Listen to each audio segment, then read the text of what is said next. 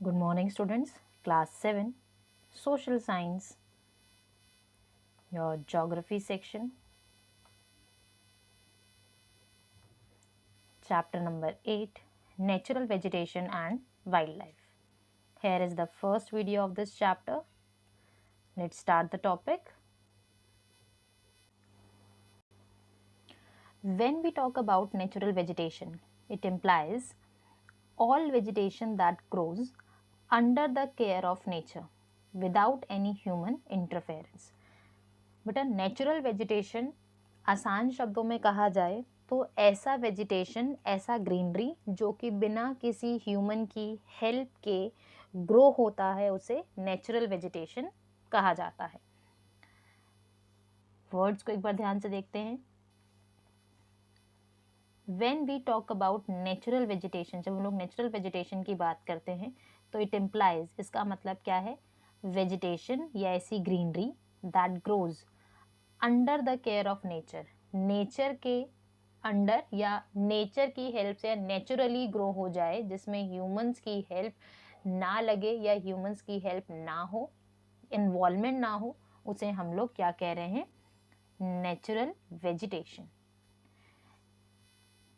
Next is natural vegetation varies from one region to region on the earth, क्योंकि बेटा देखो हर जगह पर टेम्परेचर अलग है, रेनफॉल जो होता है वो अलग है, सॉइल अलग है, अलग स्लोप अलग है, तो ये क्या है, अलग अलग फैक्टर्स हैं जो कि ट्रीज का टाइप, वेजिटेशन के टाइप में वेरिएशंस लेकर आते हैं। The variations due to the altitude of the place, altitude का मतलब होता है, इसको प्लीज अंडरलाइन करके लिख ले, एल्टीट्यूड ऑफ द प्लेस एक साथ, it is like the distance above, यानी कि सी लेवल से कितना ऊपर है, the sea level, distance above the sea level, it is like the altitude of a place. Next is temperature, rainfall, nutrients from the soil, soil कितनी fertile है, कैसी है, उसमें कितने अच्छी या कितना ज़्यादा फर्टिलिटी एक प्लांट को, एक ट्री को दे सकती है, ये सब चीज़ें भी अफेक्ट करती है प्लांट की लाइफ को या प्लांट की या ट्रीज की ग्रोथ पर। The natural vegetation of a area is a natural habitat that sustain the wildlife of the area. Please बेटा ये चीज़ याद रखें, हम जब मतलब ह्यूमंस हैं, एनिमल्स हैं, उनका जो हैबिटेट है या फिर जिस जगह पे या जिस एनवायरनमेंट में वो रहते हैं, उनके आसपास का एरिया उनकी ग्रोथ और उनकी डेवलपमेंट पर अफेक्ट करता है। वहाँ पर जैसे कि कोई एनिमल ऐसा है जिसे कोल्ड रीजन में रहना है तो ऑब्वियसली वो पोलर वाले पार्ट्स पर आपको ज़्यादा मिलेगा, जैसे जैसे पोल्स आते जाएंगे उन रीजन्स में आपको ज़्यादा मिलना शुरू हो जाएगा। कुछ ऐसे एनिमल्स हैं जिनको डेंस एरियाज़ में रहना पसंद है, जंगलों में पेड़ों पर रहना पसंद है, तो वो ऑब्वियसली उस रीजन में मिलना शुरू होंगे। तो आपके पास जहाँ पर भी ये एरिया अवेलेबल होगा, जहाँ पर भी वो वेजिटेशन होगी, हैबिटेट होगा, उनका जो फूड टाइप होगा, उस पर्टिकुलर नेचुरल वेजिटेशन के एरिया में, उन पर्टिकुलर प्लांट्स के टाइप्स के एरिया में, ट्रीज के टाइप्स के एरियाज में आपको वो एनिमल्स दिखने शुरू होंगे या फिर वो आपको एनिमल्स वहाँ पर अवेलेबल होंगे।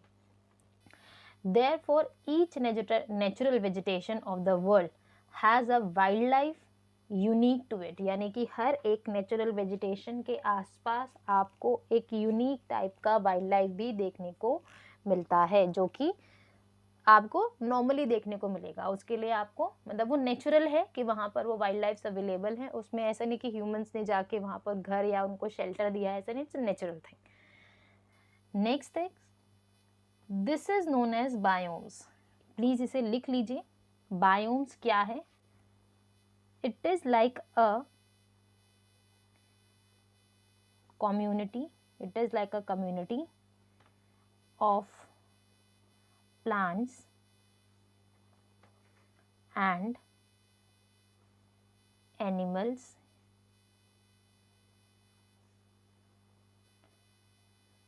that have a community of plants and animals that have common characteristics, यानी कि प्लांट्स की और एनिमल्स का दोनों का कैरेक्टरिस्टिक ऑलमोस्ट कॉमन हो, for the environment MENT environment they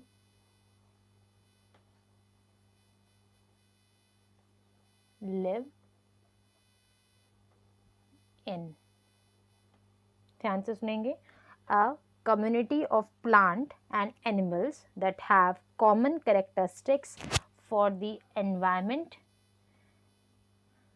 they live in, यानी कि कॉमन कैरेक्टरिस्टिक्स किसका, प्लांट्स का भी और एनिमल्स का भी, और वो कॉमन कैरेक्टरिस्टिक्स के साथ वो एनवायरनमेंट में रहते हैं. तो ये कॉमन चीज़ें जहाँ पे मिलेगी तो उसे हम क्या किस तरीके से डिफाइन करते हैं, बायोम्स के साथ डिफाइन करते हैं. तो biomes is a different term जो कि आपको लर्न करना है. नेक्स्ट है vegetation and wild life with in a biome interact with each other. Obviously when the category और द करेक्टरिस्टिक्स फीचर्स जो आपको एक प्लांट में और एक आपको एनिमल में देखने को मिलेंगे और वो आसपास एक साथ ही रह रहे हैं, तो obviously they will interact with each other and exist in complete harmony, क्योंकि जो हैबिटेट है वो दोनों के लिए है. तो दोनों को एक हार्मनी, एक ब्रदरहुड या फिर एक कहें कि एक पीस जैसी चीज़ें बना के रखनी पड़ेंगी जो कि दोनों के सर्वाइवल के लिए ज़रूरी है. Today human activities like cultivation, खेती बाड़ी करना, एग्रीकल्चर एक्टिविटीज़ में इन्वॉल्वमेंट लेना, ग्रेजिंग, चराना, ठीक है, and deforestation, the cutting of trees. Please ये चीज़ आपको याद है, deforestation, because the term is not new for you. The deforestation mean to say the cutting of trees have interfered with the natural vegetation, यानी कि natural vegetation के लिए जब हम लोग बेटा देखो कल्टीवेशन करते हैं, ऑब्वियसली हम लोग क्या करते हैं, हम ट्रीज को कट कर देते हैं और उस जगह को हम लोग एग्रीकल्चर सेक्टर के लिए यूज़ करना शुरू करते हैं. ठीक है, जब आपके पास ग्रेजिंग वाले एनिमल ज़्यादा हो जाते हैं तो आप बार बार ग्रासलैंड पे पास ले जाके उनको ग्रेज कराते हैं बार बार. ठीक है, तो उससे क्या होगा, जो आपकी जो झाड़ियाँ हैं या जो घासें हैं जिनको आप जो भेड़ बकरियां खा रही हैं, आपकी कैटल्स खा रही हैं, तो वो उनकी ग्रोथ कम हो जाएगी क्योंकि अब बहुत ज़्यादा कंजम्पशन हो गया है आपके एनिमल्स के, आपके कैटल्स के थ्रू. डिफॉरेस्टेशन जो चीज़ें हैं, ह्यूमन एक्टिविटीज़ हैं, ये सब चीज़ें नेचुरल वेजिटेशन की ग्रोथ को अफेक्ट करती हैं. और अगर ह्यूमन एक्टिविटीज़ इतना ज़्यादा नेचुरल वेजिटेशन की एक्टिविटीज़ के अंदर कंट्रोल करती हैं, उसे नेगेटिव इम्पैक्ट देती हैं, तो ऑब्वियसली जिन जंगलों में, जिन एरियाज़ के अंदर जिन नेचुरल वेजिटेशन में प्लांट लाइफ रह रही है, वो प्लांट लाइफ भी अफेक्ट होगी. क्योंकि ऑब्वियसली आपका घर पेड़ पर है, आपने पेड़ काट दिया, वो व्यक्ति कहाँ रहेगा, वो एनिमल कहाँ रहेगा. तो ये एक प्रॉब्लम ह्यूमन एक्टिविटीज़ की वजह से वाइल्ड लाइफ को फेस करनी पड़ती है. Next is interfered with the natural vegetation and modifies it according to its need and greed.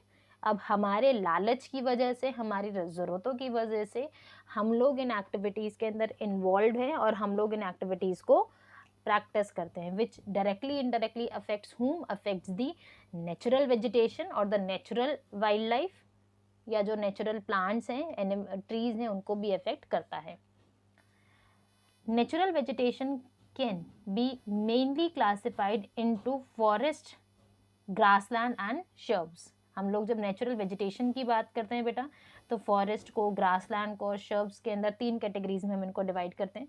हम इन्हें आगे डिटेल में पढ़ेंगे, पर आप ये 3 कैटेगरीज याद रखेंगे.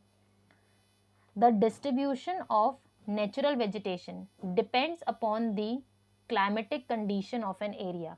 ये जो नेचुरल वेजिटेशन है ये किसके ऊपर डिपेंड करती है, क्लाइमेटिक कंडीशंस के ऊपर, जो कि नेचुरली वहां पर उसे मिल रही है उसके ऊपर. Forest grow well in the region which have hot and humid climate. तो फॉरेस्ट के साथ बेटा अपना नॉर्मल कुछ टर्म्स नोट करते चलें जो आपको लिखनी है. फॉरेस्ट के सामने ही आप इसे लिख लें. पहला कि ये कहाँ ग्रो होगा, जहाँ पर high temperature and plentiful rainfall, यानी कि ज़्यादा टेम्परेचर ज़्यादा रेनफॉल, तो वो कहाँ पर होगा, ये फॉरेस्ट वहाँ पर ग्रो कर पाएंगे। High temperature and plentiful rainfall. इसके बाद grasslands are found in a region which receive moderate rainfall. Moderate मतलब एवरेज है, ना ही बहुत ज़्यादा ना ही बहुत ज़्यादा कम, तो ये ग्रासलैंड्स के लिए है। Next is shrubs, it is like a dry region और द ड्राई एरिया। आप रीजन भी लिख सकते हैं, एरिया भी लिख सकते हैं, दोनों वर्ड सेम है, ठीक है। तो ड्राई रीजन किसके लिए है, शर्ब्स के लिए है। तीनों वर्ड्स आपको पता होने चाहिए, तीनों वर्ड्स के बीच में आपको डिफरेंस करना आना चाहिए, ठीक है। पिक्चर में थोड़ा बहुत एक्सप्लेन किया गया है, we will discuss it later, जब हम लोग हमारे सारे टाइप्स कर लेंगे। नेक्स्ट वीडियो में बेटा हम लोग बात करेंगे फॉरेस्ट के रिगार्डिंग, उनकी क्लासिफिकेशन और ट्रॉपिकल एवरग्रीन फॉरेस्ट के बारे में।